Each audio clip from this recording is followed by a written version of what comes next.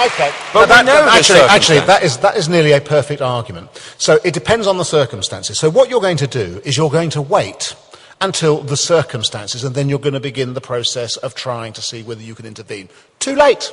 It's probably going to be difficult enough through the United Nations as it is. So let me put an alternative to you just for a moment, which is Russia and China tell you that they are going to veto any such resolution in the Security Council.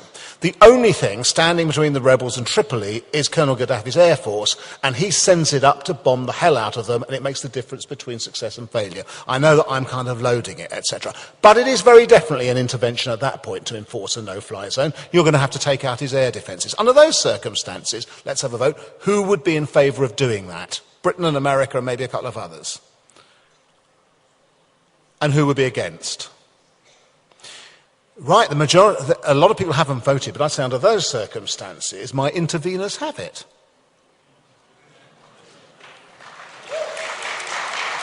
All right, interveners and non-interveners, it's now time for you to intervene. So we have some microphones wandering up and down the hall. Can I have a show of hands for the first set of questions, please, which I hope will be evenly addressed to our two discussants. Yes, the gentleman right at the back by the double doors there. This is a question to David. Accepting your definition of intervention and also that democracy is generally a good thing, how specifically would you intervene first in Saudi Arabia and then in Iran? In Iran? Try Saudi first. Okay. And it is actually an extraordinarily difficult question. I mean, the first thing to say, obviously, is you have two immensely different countries. I'll say, so let's have this as a general proposition.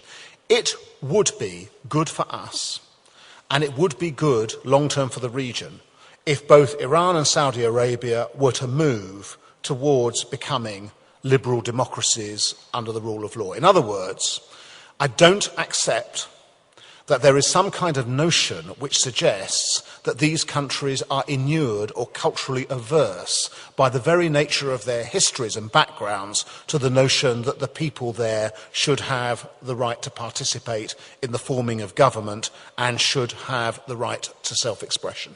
And incidentally, these things are embodied in the United Nations Charter, which, as we know, is more honoured in the breach than in the observance. Now, in particular, intervention in those countries does not arise in the sense that we are talking about, unless there were to be significant movements by the peoples in those countries themselves that in some way or another we felt obliged or felt it necessary to help. In other words, it had come to a decision point. But let me tell you what I think is a problem.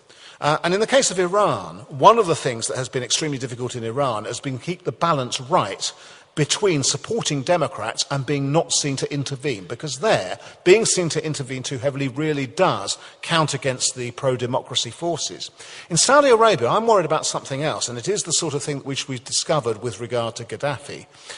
It is that the degree of support in weapons terms and in other terms that we have effect on the sort of intertwined nature of the relationship that we have to Saudi Arabia compromises our capacity to be seen as being on the side of reform. Now, it may be, actually, and Rory can put me straight here, that actually incredible efforts are going on behind the scenes to influence the Saudis in the Saudi royal family in the direction of reform. If so, that's right.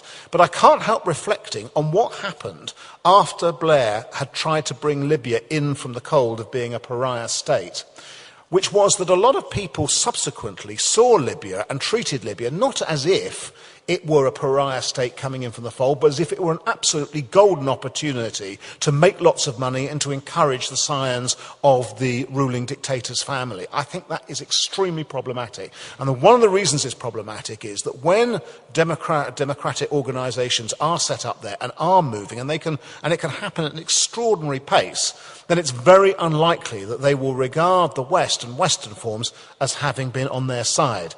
But in terms of what you mean, in terms of direct intervention as opposed to a foreign policy objective, I can see no, at the moment, useful way in which we could intervene against the sovereign governments of Iran or Saudi Arabia, save over the question of Iranians, of the Iranian nuclear program, which I think is a matter of very real concern. And there we have a series of UN resolutions, but the problem we have is ensuring that in that context other countries are on board with enforcing them, particularly China and Russia, whose notion of intervention, Rory, is extremely low threshold. Their idea of intervention is practically you say anything about what happens in their country constitutes intervention. It's even lower than mine. Rory, do you want to add to that, or shall we go to a new question? Maybe a new question, yeah. Okay, next question, please. Right. We've got a lady over right at the back there, and then after that, I'll take that gentleman holding up his hand with the tie. Tony. The change is happening today in the Arab world by popular uprising, which means that people in the Arab world understand that they can make change and they don't need any foreign intervention.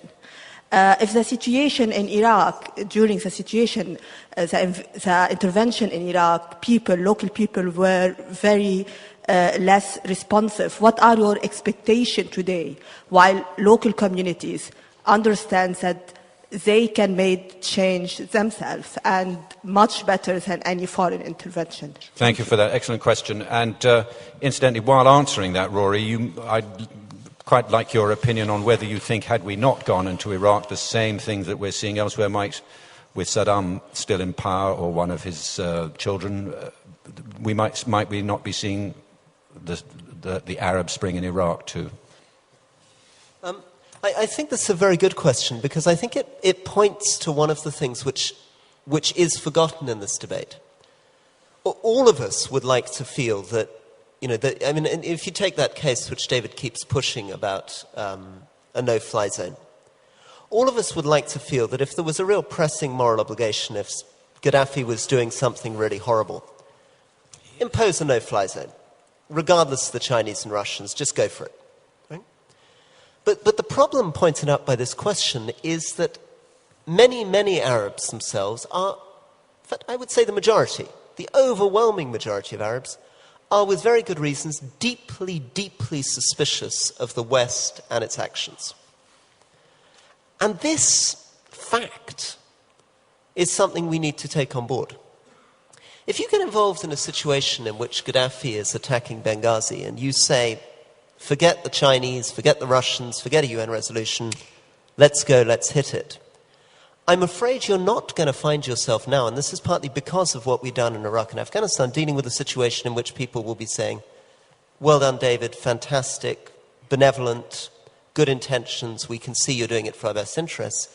They would say, as people in Benghazi are already saying, this is another form of colonialism. And one of the problems with David's worldview, I think, is that it's very, very much based on a technocratic model. It assumes clear moral certainty, clear moral justification, clear execution, result. What it fails to take into account is what I encountered every day in Iraq. I mean, David said that I was in favor of the intervention in Iraq, and I was. And I was completely wrong. Totally wrong. What I realized on the ground in Iraq is that despite all the kinds of things that I believed and David believed in March or April of 2003, about how horrible Saddam was, about how much good we could do, about how the people, like the French, trying to block the UN resolution were motivated by the wrong things. The real problem was that the Iraqis did not want us, and the reason they didn't want us is because the legacy of colonialism, nationalism, Islam, and that lack of trust. And when we're making these calculations on what we should be doing in Libya, to understand that if we move into a worldview where every time a dictator is using violence to suppress his people, we attempt to get right round the UN system and, to take David's phrase, get stuck in, we're putting ourselves in very dangerous grounds.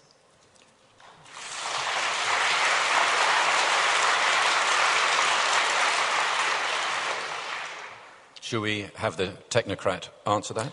Yes, I mean, I think I am open to the accusations that Rory makes. I think it's true. I think it is possible. I think he does it too to a certain extent, but I think I certainly have done it to create for yourself an idealisation of how something will be because you want it enough. I think that's entirely the case. But the problem is that these do not just attend action, they attend inaction too. That is really the greatest difficulty, and I think that's where Rory is going to have to give it over to me as well. Because what he is posing is how some Arabs may, and actually I would dispute it, but let's say for the sake of argument that some of it is true, react, let's say, to an intervention on the side of those people in Benghazi in the situation where they're being bombed by Gaddafi. Let us imagine the contrary.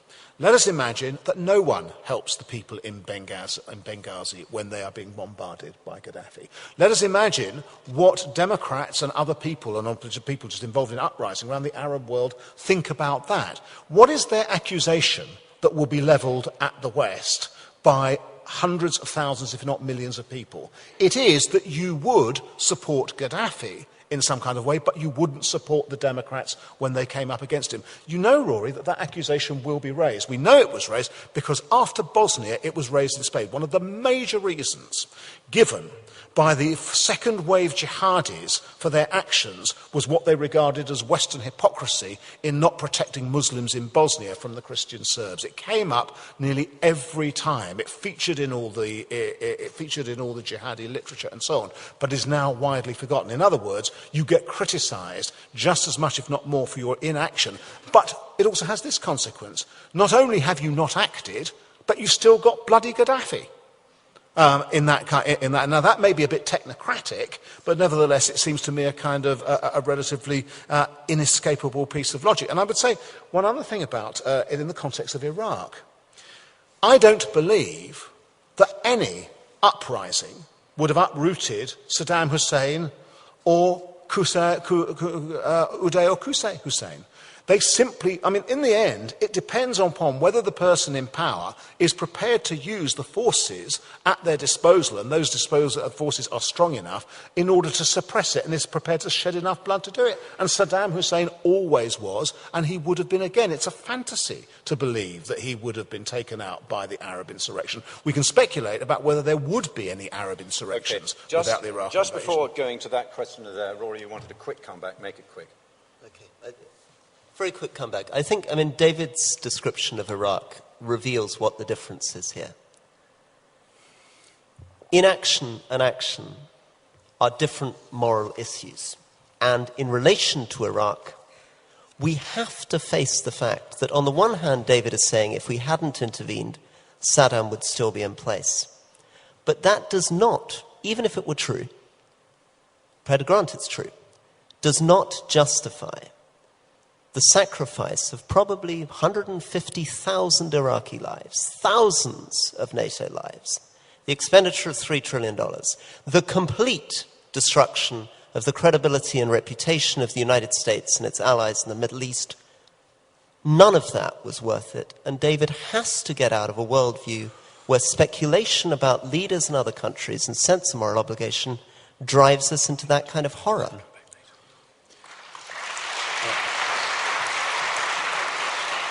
I'm going to say very briefly, that is a very strong point, particularly that about credibility and reputation, let alone lives. But there is a difficulty here, which is we have to imagine also what would have happened otherwise. We do. And I note, Rory, that you just didn't. You didn't just then. And I'm going to invite you to. Before you do that, I'm going to invite you, that gentleman over there, to ask a question.